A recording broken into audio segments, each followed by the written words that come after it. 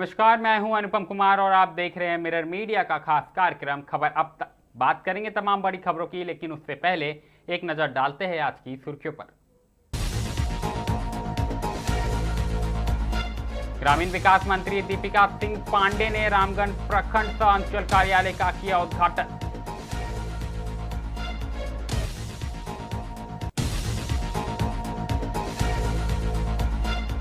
राज्यसभा चुनाव में हार पर कांग्रेस का सहयोगी दलों पर हमला, जिला अध्यक्ष बोले पीठ में गोपा छुरा।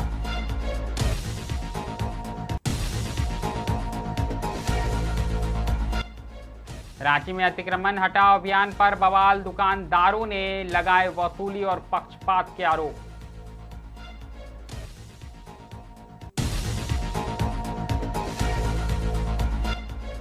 राहुल गांधी के 56वें जन्मदिन पर कांग्रेसियों ने काटा केक, मरीज के बीच बांटे फल और खाद्य सामग्री।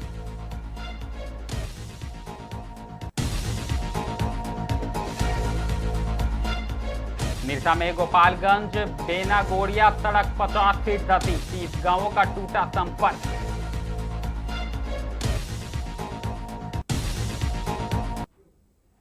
अब खबरें विस्तार से। सबसे पहले बात करेंगे हम रामगढ़ की। आपको बता दें कि रामगढ़ प्रखंड सह अंचल कार्यालय का विधिवत उद्घाटन शुक्रवार को झारखंड सरकार के ग्रामीण विकास मंत्री दीपिका सिंह पांडे ने रामगढ़ विधायक ममता देवी, रामगढ़ डीसी और ऋतु राज के द्वारा विधिवत रूप से किया गया। आपको बता दें कि उन्होंने कहा कि यह नया भवन ग्रामीण विकास, जनसेवा और सुशासन को नई मजबूती देगा।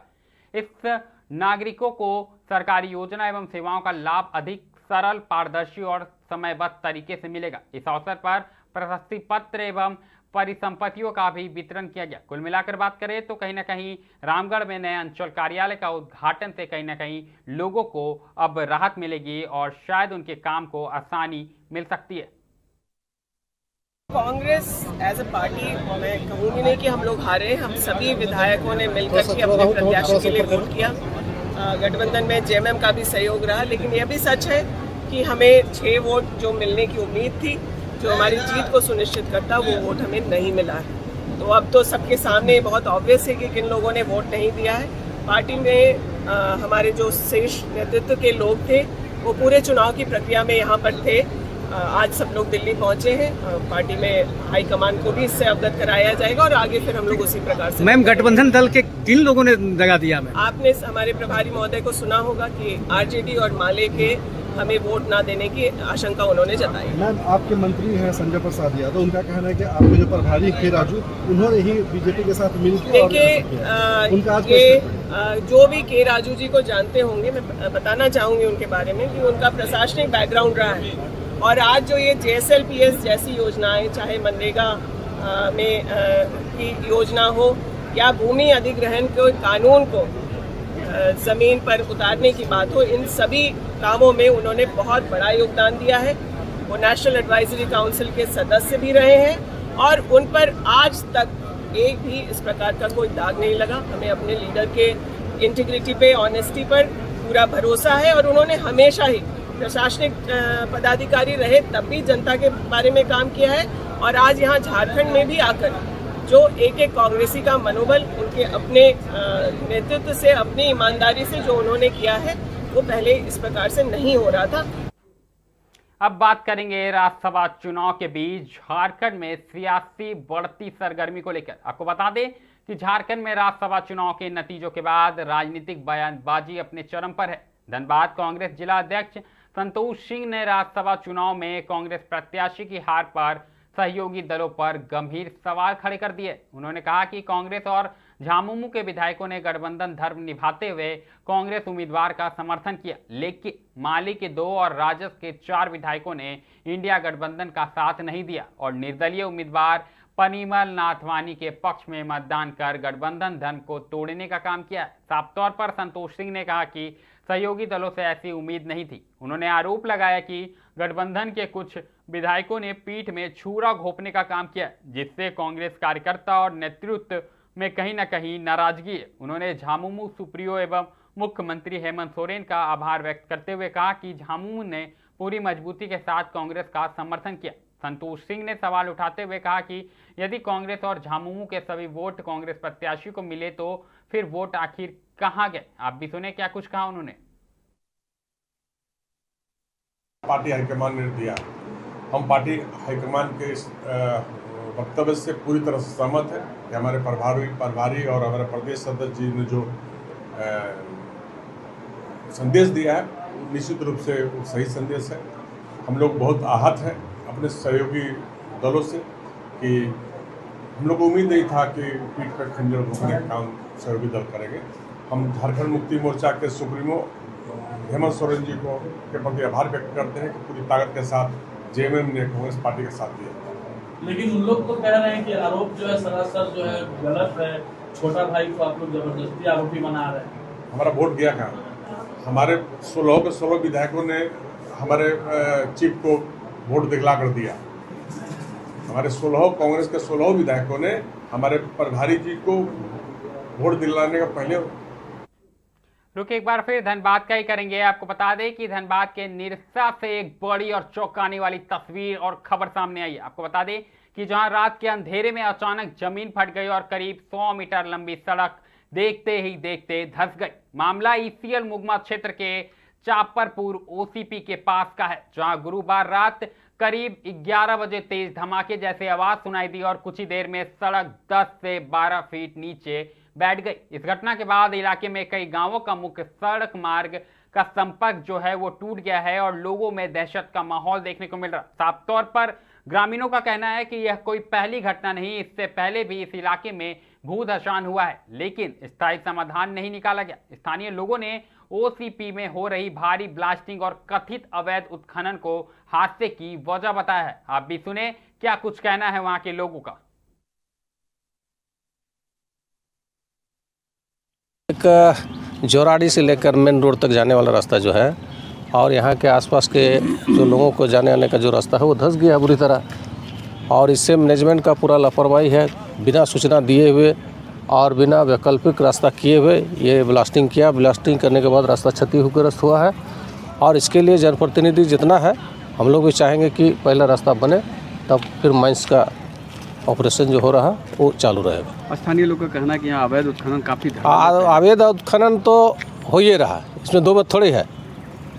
और अवैध उत्खनन करने के साथ साथ आपका माइंस से भी लेके जा रहा है, तो ये देखना है। सीआईएसएफ है, आपका सिक्योरिटी है, कहाँ है लोग, कहाँ चूक मानते हैं? चूक इसमें क्या, मैनेजमेंट का चूक है। अल्टरनेटिव रोड बनाने जा रहा है तो हम लोग आए और उसमें रोड में चलना उल्ला सब बंद कर दिए थे। लेकिन दुर्भाग्य है, देखिए 7 दिन के बाद ही पूरे गांव के लोग थे और उसके साथ हम लोग आए थे। मैनेजर से बात किए, एजेंट से बात किए और बात करने के बाद कोई सारा माना क्या बोलते हैं, कोई उचित जो समस्या का निदान होगा उसके बारे में वो कोई जिक्र नहीं कर पाया और हम लोग इसका काम बंद करा के चले गए थे। और हम उनको ये भी बोले थे कि भारत सरकार हो चाहे पूरे खनन विभाग हो, एक पॉलिसी मेंटेन होता है। अगर इसको ओसीपी खोलने के लिए परमिशन भी दिया है तो उसमें बहुत सारे क्लॉज है। जैसे 50 मीटर के अंदर कहीं कोई गांव है तो उसका 50 मीटर के अंदर में कोई तरह का ब्लास्टिंग होना चाहिए, कोई तरह का व्यवस्था नहीं होना चाहिए, क्योंकि किसी भी समय में दुर्घटना घट सकता है। आज तो देख रहे हैं झरिया के अंदर में 100 साल से आग लगा हुआ है, किस तरीके से झरिया के लोग तबाह मचा के रखा करने लायक है।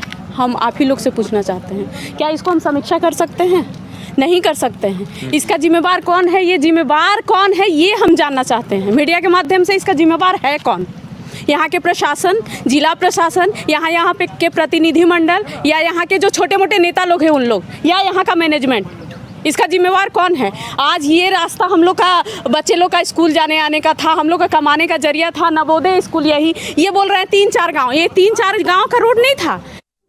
जी बिल्कुल, तमाम लोगों को सुन पा रहे थे और झामुमो नेता को भी आप सुन पा रहे थे। कहीं ना कहीं लोगों का अब आक्रोश दिख रहा है कि आखिर पीछे इसका जिम्मेदार कौन है और लगातार इसकी वजह जो है अवैध उत्खनन बताया जा रहा है। ऐसे में सीधे नेता से हमारे सहयोगी संतोष जुड़ चुके हैं। संतोष, क्या कुछ मामला है और कितनी भयावह तस्वीरें हैं ये?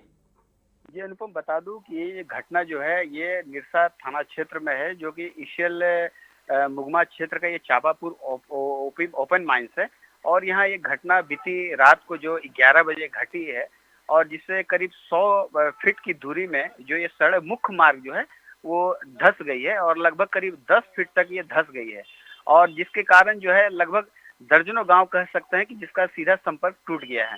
हालांकि इस घटना पे ग्रामीणों का काफी आक्रोश देखा जा रहा है। हालांकि इस घटना के बाद जो है ग्रामीण वहां जमे हुए हैं और प्रबंधन की इस घोर लापरवाही की निंदा कर रहे हैं। जी बिल्कुल, प्रबंधन की घोर लापरवाही की निंदा कर रहे हैं। ऐसे में वजह क्या मानी जा रही है संतोष? और चूंकि ये रात के समय घटना घटी, अगर दिन में होता तो शायद ये तस्वीरें कुछ और ही रहती है। ऐसे में अगर हम बात करें ईसीएल प्रबंधन की बात करें या प्रशासन की बात करें, तो क्या कुछ वहां पर उपाय किए जा रहे हैं? क्या कुछ तस्वीरें देखने को मिल रही है? जाहिर सी बात है कि ये घटना रात की घटी है, अगर दिन की अगर ये घटती तो कई बड़ी हादसा से इनकार नहीं किया जा सकता, क्योंकि ये मुख्य मार्ग था और यहाँ लोगों का आवागमन जो है ये पूरा जारी रहता है। हालांकि जब स्थानीय लोगों से हमने बात की तो उन्होंने कहा कि पूर्व में भी इस तरह का घटना घटी थी, हालांकि प्रबंधन द्वारा बगल से एक रोड दिया गया था और आज वो भी धंस गई है। तो जाहिर सी बात है इससे बड़ी सवाल खड़ी होती है। बीसीसीएल हो चाहे ईसीसीएल हो चाहे स्थानीय प्रशासन हो, सभी को उन्होंने घेरते हुए कहा कि सभी की एक लापरवाही और एक बड़ी चूक मानी जा रही है कि जिसके कारण ये घटना घटी है। जी अगर हम बात करें, चूंकि ये मुख्य मार्ग सड़क घट गई है तो धंस गई है, ऐसे में वैकल्पिक मार्ग क्या कुछ है? ईसीएल की ओर से क्या कुछ कार्रवाई देखने को मिल रहा है या प्रशासन की ओर से? वर्तमान में अभी जो है वहाँ डोजरिंग करके पत्थर भरा जा रहा है ताकि वो रास्ता को सुगम बनाया जा सके, ताकि जो गांव का जो आवागमन है उसे सुचारू रूप से बहाल किया जाए। लेकिन जो स्थानीय लोग वहां पहुंच रहे हैं वो काफी गुस्से में दिख रहे हैं कि अगर इस तरह की घटना की एक बात ये भी पहलू सामने आ रही है कि ये ओपन माइंस है और रात में जो प्रबंधन द्वारा जो है कुलेरी द्वारा जो ब्लास्टिंग किया जाता है उसके बावजूद भी वहां अवैध उत्खनन होता है। ये सबसे बड़ी चिंता की बात है। हालांकि सीआईएसएफ की टुकड़ियां भी वहां रहती है और ईसीएल के सुरक्षा कर्मी रहती है, उसके बावजूद भी अगर इतने बड़े में अगर उत्खनन हो रही है तो जाहिर सी बात है कि प्रशासन भी इस शक के घेरे में है। जी कि प्रशासन को भी सोचने की जरूरत है संतोष। लगातार हम निरसा की तस्वीरें देख रहे हैं। गल्फरवाड़ी की बात करें, वहां पर भी बड़ी मात्रा में अवैध खनन का खेल जारी था और वहां पर भी बड़ा हादसा कभी हो सकता है। इसी बीच आप बता रहे कि इस क्षेत्र में भी अवैध खनन का खेल जारी था और इतना बड़ा हादसा हो गया। ऐसे में क्या कहिएगा? प्रशासन हो, विधायक हो, सरकार के लोग हो या फिर ईसीएल के लोग हो, बीसीसीएल के लोग हो, क्या कहिएगा? जी कहना यही चाहूंगा कि कुछ दिन पहले जो निरसा विधायक अरूप चटर्जी है उन्होंने प्रेस कॉन्फ्रेंस करके और इसमें अवैध उत्खनन पे एक नकेल कसने की बात कही थी, लेकिन अब वो भी मौन धारण किए। इससे साफ जाहिर होता है कि कहीं ना कहीं प्रशासन का संरक्षण प्राप्त है।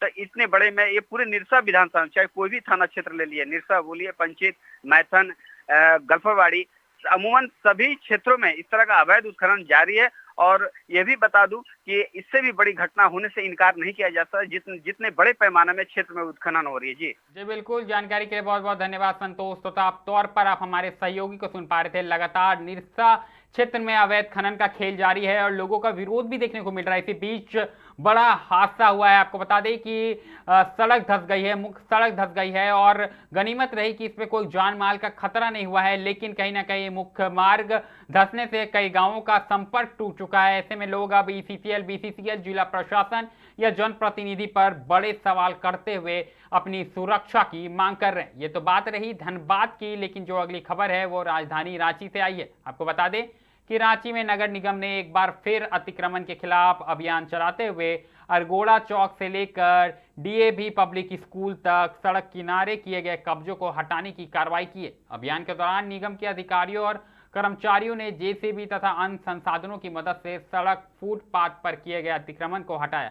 हालांकि कार्रवाई के दौरान कई दुकानदारों को स्थानीय लोगों का विरोध भी झेलना पड़ा। बता दें कि उनका कहना था कि निगम प्रशासन द्वारा उन्हें पर्याप्त समय या स्पष्ट सूचना नहीं दी गई और अचानक पहुंचकर अतिक्रमण हटाने की कार्रवाई शुरू की गई।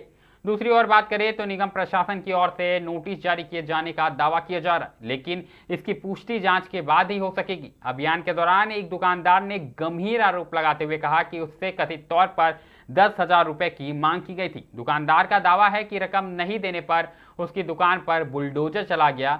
हालांकि इस आरोप पर निगम अधिकारियों की ओर से कोई आधिकारिक बयान नहीं आया है। ऐसे में कहीं ना कहीं अतिक्रमण के खिलाफ दुकानदारों का विरोध देखने को मिल रहा है और निगम पर गंभीर आरोप लगाए जा रहे हैं। कहाँ से देंगे जो कहीं मकान मालिक रेंट भी ले रहा है और मकान मालिक और देखिए मकान मालिक वहाँ चिल्ला भी रही है लेडीज है वही है और नगर निगम का जमीन ही बोलती नहीं था मेरा अपना था समझे एग्रीमेंट भी बना हुआ है और फिर नगर निगम का ऑफिसर आया बोला 20,000 कैश दीजिए उसको बोले ऑनलाइन दे रहे तो बोला कैश दीजिए हमको ऑनलाइन नहीं लेंगे तो उसी में फिर बोला कि पैसा का थोड़ा 19-20 हुआ फिर बोला कि इन लोग का तोड़िए उड़िए और फिर आगे बढ़ गया लेकिन आगे एगो भी नहीं दुकान पैसा मांगा गया इसलिए बोला गया कि आप दुकान नहीं तोड़ने देंगे टाइम दे देंगे आपको टाइम मिल जाएगा आप हमको पैसा अगर दीजिएगा तो हम गाड़ी आगे बढ़वा देंगे नहीं तोड़ने देंगे हम लोग बोले ठीक है दे देंगे जो होगा हम लोग से तो सौदा 10,000 में तय हुआ इतने बात हुई रहा था और उसी बीच में गाड़ी को लाया गया तुरंत तोड़ना स्टार्ट कर दिया कुछ सुनना नहीं दे रहा जो कि मेरा मिस्त्री को हम बोला के मिस्त्री को भी बोला है कि हमको टाइम दीजिए घंटा का हम खोल के पूरे हटा देंगे। बात एक बार फिर धनबाद की करेंगे। आपको बता दें कि कांग्रेस के पूर्व राष्ट्रीय अध्यक्ष लोकसभा में नेता प्रतिपक्ष एवं सांसद राहुल गांधी के 56वें जन्मदिन के अवसर पर शुक्रवार को धनबाद में कांग्रेस कार्यकर्ताओं ने उत्साह और उमंग के साथ उनका जन्मदिन मनाया। इस मौके पर कांग्रेस नेताओं और कार्यकर्ताओं ने केक काटकर राहुल गांधी के स्वस्थ दीर्घायु एवं सफल जीवन की कामना की। कार्यक्रम में जिला कांग्रेस कमेटी के अध्यक्ष संतोष सिंह के नेतृत्व में बड़ी संख्या में पार्टी पदाधिकारी एवं कार्यकर्ता शामिल हुए। सभी ने राहुल गांधी को जन्मदिन की शुभकामना देते हुए उनके नेतृत्व, संघर्षशील व्यक्तित्व और जनहित के मुद्दों के प्रति उनकी प्रतिबद्धता की सराहना की। जिला अध्यक्ष संतोष सिंह ने कहा कि राहुल गांधी लगातार देश के आम लोगों की आवाज को संसद से लेकर सड़क तक मजबूती से उठाने का कार्य कर रहे हैं। उन्होंने युवाओं, किसानों, मजदूरों और वंचित वर्गों के हितों की लड़ाई को हमेशा प्राथमिकता दी। उनके नेतृत्व में कांग्रेस पार्टी जन सरोकारों के मुद्दे पर निरंतर संघर्ष कर रही है।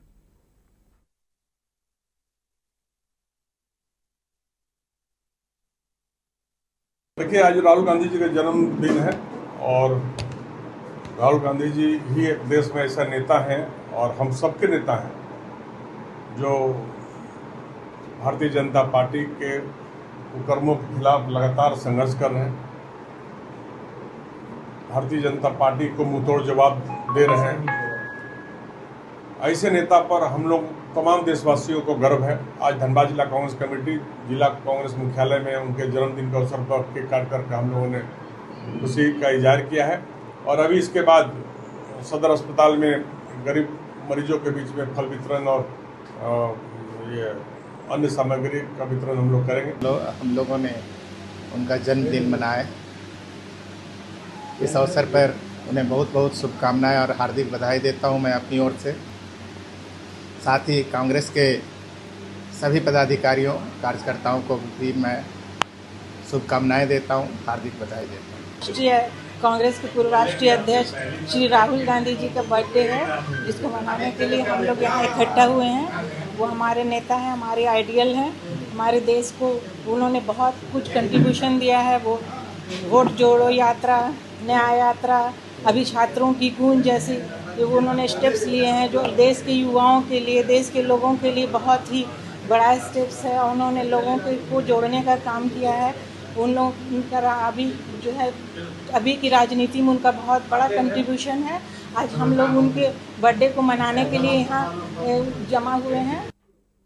रुक एक बार फिर धनबाद का ही करेंगे। आपको बता दें कि धनबाद स्टेशन पर आरपीएफ ने ऑपरेशन यात्री सुरक्षा के तहत बड़ी सफलता हासिल की है। दरअसल सीसीटीवी कैमरे की निगरानी के जरिए एक सातिर मोबाइल चोर को 2 चोरी के मोबाइल फोन एवं अन्य सामान के साथ गिरफ्तार किया गया। जानकारी के अनुसार शुक्रवार सुबह अपराध अधिसूचना शाखा यानी सीआईबी की टीम ने सीसीटीवी फुटेज की निगरानी कर रही थी। इसी दौरान धनबाद रेलवे स्टेशन के प्लेटफॉर्म संख्या 1 स्थित वेटिंग रूम में एक संदिग्ध युवक दिखाई दिया। पहचान करने पर पता चला कि उक्त युवक को पहले भी मोबाइल चोरी के मामले में गिरफ्तार किया जा चुका है। इसके बाद सीआईबी प्रभारी के नेतृत्व में आरपीएफ एवं सीआईबी के संयुक्त टीम ने कार्रवाई करते हुए आरोपी को प्लेटफॉर्म संख्या 7 के कतरा छोर से दबोच लिया।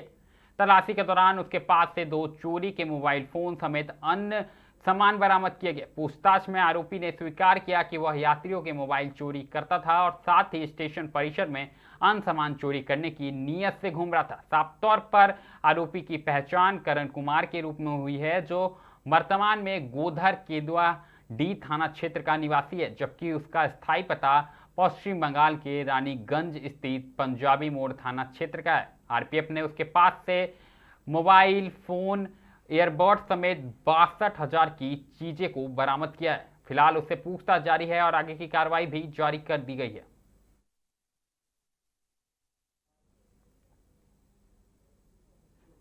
रुक एक बार फिर राजधानी कराची का करेंगे, जहां आपको बता दें कि निवारनपुर स्थित आरएसएस कार्यालय पर पेट्रोल बम फेंकने के मामले में पुलिस को बड़ी कामयाबी मिली है। दरअसल इस मामले में शामिल 3 आरोपियों को गिरफ्तार कर लिया गया है। वहीं अगर बात करें तो जांच के दौरान आरोपियों के पास से अंतर्राष्ट्रीय कनेक्शन की जानकारी भी सामने आई है, जिसके बाद पूरे मामले की गंभीरता बढ़ गई। पुलिस का कहना है कि घटना को अंजाम देने के लिए आरोपियों ने रैपिडो कैब का इस्तेमाल किया था। अब इस पूरे नेटवर्क और संभावित साजिश की जांच आतंकवाद निरोधक दस्ता यानी एटीएस को सौंपी जाएगी। अभी सुने क्या कुछ कहना है रांची पुलिस का।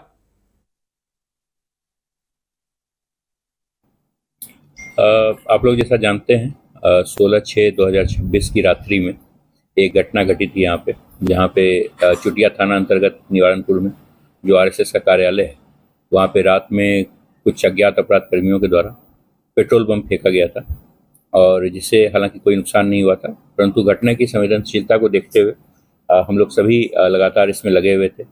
पुलिस महानिदेशक महोदया एवं एडीजी रांची जोन, इन लोगों ने भी घटना को काफ़ी गंभीरता से लिया था और उसके बाद मेरे द्वारा जितने भी हमारे रांची के एसपीज़ हैं और जितने भी हमारे इम्पोर्टेंट थाना प्रभारी हैं, डीएसपी हैं, डीएसपी सिटी, सभी के साथ हमने एक टीम बनाई थी। इस टीम ने टेक्निकल और जितने भी हमें अन्य एविडेंसेस मिले थे, उसके आधार पर जब हमने अनुसंधान को प्रारंभ किया तो हमें पता चला कि इस घटना में एक रैपिडो कैब का यूज़ किया गया है अपराध कर्मियों के द्वारा। और फिर धीरे धीरे हम लोग अनुसंधान करते हुए हम लोगों ने अपराध कर्मियों को जीरो इन किया और जीरो इन करने के बाद जब वो भाग रहे थे यहाँ से, तो भागने के क्रम में हमने बोकारो और कोडरमा पुलिस के सहयोग से उन्हें कोडरमा के आगे एक गजंडी करके एक रेलवे स्टेशन है, उसके पास से हमने उन्हें गिरफ्तार किया। गिरफ्तार करने के बाद हमने उनसे प्रारंभिक पूछताछ की है। प्रारंभिक पूछताछ के दौरान कुछ इंपॉर्टेंट लिंक्स हमारे सामने आए हैं, उसमें कुछ इंटरनेशनल लिंक्स भी हैं। उन सब पे हम लोग का अनुसंधान अभी चल रहा है। हमने ये रिकमेंड किया था पुलिस हेडक्वार्टर को कि इस केस का जो अग्रतर अनुसंधान है वो एंटी टेररिस्ट स्क्वाड के द्वारा। अगली खबर की बात करें तो अगली खबर अंतर्राष्ट्रीय योग दिवस से जुड़ी हुई है। बता दें कि अंतर्राष्ट्रीय योग दिवस के आयोजन से पहले धनबाद में योग को जन जन तक पहुंचाने के उद्देश्य से शुक्रवार को रन फॉर योग कार्यक्रम का आयोजन किया गया। जिला आयुष समिति के तत्वाधान में आयोजित इस जागरूकता दौड़ में बड़ी संख्या में युवाओं, विद्यार्थियों, सामाजिक संगठनों के प्रतिनिधियों और आम नागरिकों ने उत्साहपूर्वक भाग लिया। बता दें कि कार्यक्रम की शुरुआत रणधीर वर्मा चौक से हुई, जहां प्रतिभागियों ने सिटी सेंटर तक दौड़ लगाकर फिटनेस और स्वस्थ जीवन शैली का संदेश दिया। पूरे मार्ग पर प्रतिभागी योग करो, निरोग रहो, स्वस्थ शरीर, स्वस्थ मन और हर घर योग, हर दिन योग जैसे नारों के साथ लोगों को योग के प्रति जागरूक करते नजर आए। इस अवसर पर जिला प्रशासन और आयुष विभाग के अधिकारियों ने कहा कि योग केवल व्यायाम नहीं बल्कि स्वस्थ और संतुलित जीवन जीने की एक वैज्ञानिक पद्धति है। योग को जन आंदोलन का स्वरूप देने के लिए लगातार विभिन्न जागरूकता कार्यक्रम आयोजित किए जा रहे ताकि अधिक से अधिक लोग इसे अपनी दिनचर्या का हिस्सा बना सके। देख रहे हैं कि भौतिकतावादी युग में लोग इतने व्यस्त हो गए हैं आधुनिकता के दौर में कि ना तो उनका सही से खान पान, रहन सहन, उठना बैठना सारा चीज अनियमित हो गया है। लेकिन योग एक ऐसा माध्यम है जिससे शरीर में बहुत सारी बीमारियों को केवल एक योग के माध्यम से आप अपने आप को स्वस्थ रख सकते हैं। और ऐसे 21 जून को पूरे राष्ट्रव्यापी यह योगा दिवस मनाया जाएगा और उसी की पूर्व में लोगों के बीच एक जागरूकता अभियान जिला प्रशासन की ओर से चलाया गया है और रन फॉर योगा किए हैं। फिर हमारा जो कार्यक्रम है कि प्रत्येक सीएचसी स्तर हमारा जो आयुष्मान आरोग्य मंदिर है, सभी आयुष्मान आरोग्य मंदिर में 21 जून को ये कार्यक्रम होगा। उसमें हमारे योग प्रशिक्षक रहेंगे, हमारे सामुदायिक स्वास्थ्य पदाधिकारी रहेंगे और जन जन तक, गांव गांव तक, एक एक पंचायत के सारे लोग इसमें जुड़ेंगे। इस बार का जो कार्यक्रम है वह धनबाद जिला के लिए, चूँकि जिला प्रशासन, जिला समिति के अध्यक्ष हमारे उपायुक्त महोदय हैं, उन्होंने तय किया है कि सभी विभाग के पदाधिकारी, कर्मचारी इसमें भाग लेंगे और अधिक से अधिक आम जनता की जैसे सहभागिता होगी। इसलिए हम फिर से आप मीडिया के माध्यम से भी लोगों को आह्वान करना चाहते हैं कि आप भी लोगों को बताएं, जगाएं, उस दिन पहुंचे और वह तो एक सिंबॉलिक 21 जून का कार्यक्रम रहेगा। उनसे यह आग्रह रहेगा कि एक दिन का वह कार्यक्रम करने के बाद या अभी जो प्रशिक्षण चल रहा है जिला विभाग की ओर से। बात करेंगे यातायात नियमों को लेकर। आपको बता दें कि धनबाद के मैंको मोड़ पर ट्रैफिक पुलिस पूरी तरह एक्शन मोड पर नजर आ रही। दरअसल सड़क सुरक्षा और यातायात नियमों के पालन को लेकर विशेष जांच अभियान चलाया गया, जिसमें 2 पहिया और 4 पहिया वाहनों की सघन जांच की गई। अभियान के दौरान हेलमेट, सीट बेल्ट और वाहन के जरूरी दस्तावेजों की जांच की गई। नियमों का उल्लंघन करने वाले कई वाहन चालकों का चालान काटा गया और मौके पर जुर्माना भी वसूला गया। वहीं कुछ वाहन मालिकों को चेतावनी देकर छोड़ दिया गया। बता दें कि ट्रैफिक पुलिस ने लोगों से नियमों का पालन करने की अपील की है। खबर अब तक में अभी के लिए फिलहाल इतना ही है। ऐसी तमाम बड़ी खबरों से लगातार हम आपको अवगत कराते रहेंगे। कहीं मत जाइएगा, बने रहें मिरर मीडिया के साथ।